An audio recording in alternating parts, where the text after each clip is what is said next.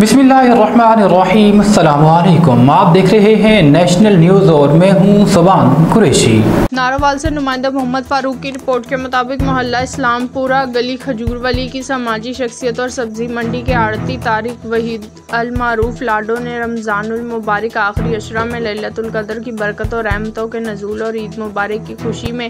5 truck सब्जियों के free में तकसीम कर दिए।